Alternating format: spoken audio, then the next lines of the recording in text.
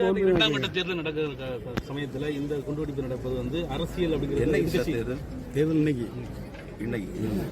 எதிர்கட்சி இது ஒரு அரசியல் இரண்டாம் கட்ட தேர்தல்.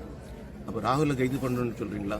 இரண்டாம் கட்ட தேர்தல் அவங்க ஜெயிக்கணும், அதுக்காக இங்க வந்து குண்டு வெடிச்சாங்கன்னா ராகுல கைது பண்ணணும் நீங்க சொல்றீங்க. மக்களை திசை திருப்பது.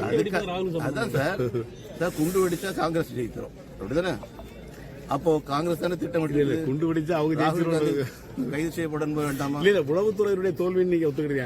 எந்த அரசியல் உளவுத்துறையின் தோல்வி அங்க டெல்லியில் ஆட்சி. விஷயத்தை புரிஞ்சுக்கிங்க, உளவுத்துறை அப்படிங்கக்கூடியது வந்து ரொம்ப அலர்ட்டா இருக்க வேண்டிய ஒரு துறை.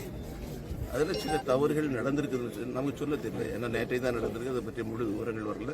முழு விவரம் வராம நாமே நம்முடைய அமைப்புகளை பற்றி, பாதுகாப்பு அமைப்புகளை பற்றி கொச்சைப்படுத்துவது முறையாக இருக்கு.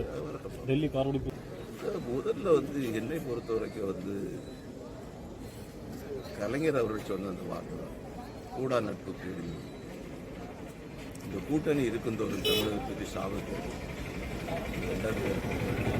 முதல்ல அதை விட்டு விலக சொல்லுங்க, மீதி உள்ள ரெண்டாவது. நான் கேட்கறது, நீங்கள் அரசியல் ஆதாயத்துக்காக நீங்க சொல்றீங்க. டெல்லியில கொண்டு விடிச்சா ஒரு % கூட பிஜேபிக்கு நல்லது இல்லை. தேர்தலையும் நல்லது இல்லை, சாதா காலத்திலே நல்லது இல்லை, நாட்டுக்கும் நல்லது இல்லைங்கிறது நன்கு உணர்ந்தது பிஜேபி அப்படிதானே? அப்ப இந்த குண்டு வச்சது யாரு? காங்கிரஸ் கட்சிக்காரன் தானே? பிஜேபிக்கு வேண்டாத காங்கிரஸ் தானே? 2 நாள்ல தெரியும். பிஜேபிக்கு வேண்டாதது நாட்டுக்கு வேண்டாதவர்கள் தான் பிஜேபிக்கு வேண்டாதவங்க. இரண்டாவது